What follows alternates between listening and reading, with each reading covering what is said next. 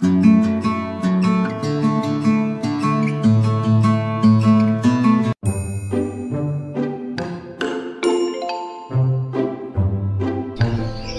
ng iba pag maamo ka, bakla ka na.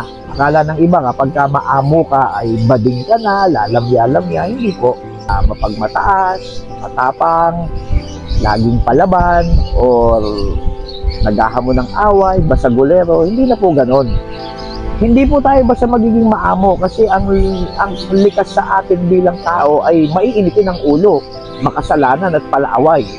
So meekness is willingness to submit and comply to the ways of God.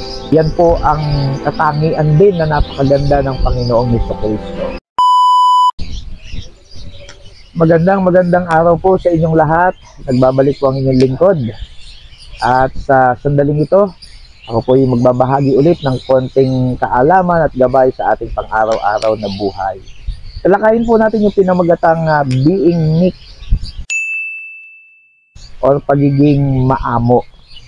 Kasi kapag mananampalataya na, hindi na po tayo katulad ng dati na mapagmataas, matapang, laging palaban, or naghahamon ng away, basagulero. Hindi na po ganon. Although hindi ko sinasabing hindi na tayo nagalit kailanman. Ano po? Kasi kitang-kita natin sa Bible na malinaw ang katuruan sa pagiging maamo. For example, sabi ng Matthew chapter 5 verse 5, mapapalad ang maaamo sapagkat mamanahin nila ang lupa.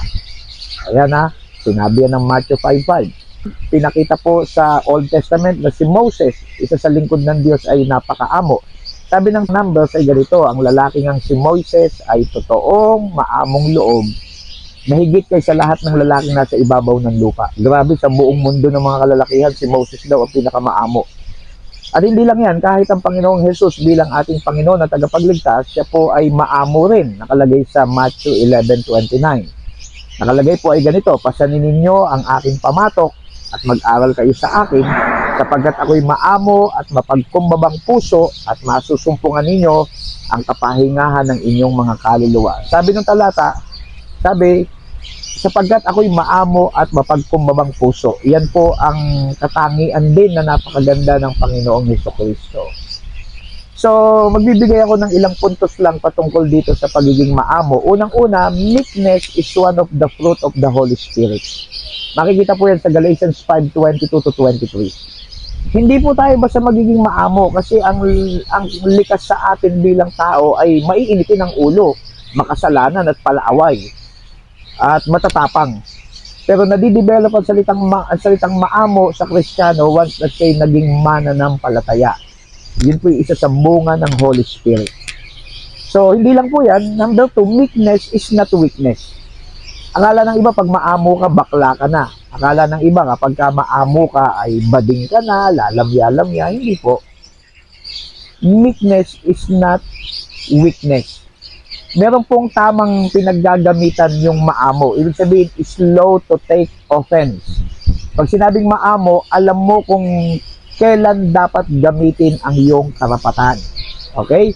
So, para maliwanag po, hindi po pangungonsinti. Pag sinabing maamo, pairalin natin ang ating kaamuan, pero wag konsintihin ang mga kamalian. So, yan po. And number 3, meekness produces a teachable spirit. Kapag ikaw ay maamo, ang sumusunod dyan sa kaamuan na yan, ay nagkakaroon, nadidevelop sa iyo yung pagiging teachable spirit. Nagkakaroon ka nun, which is napakahalaga bilang Kristiyano. And number 4, meekness is willingness to submit and comply to the ways of God.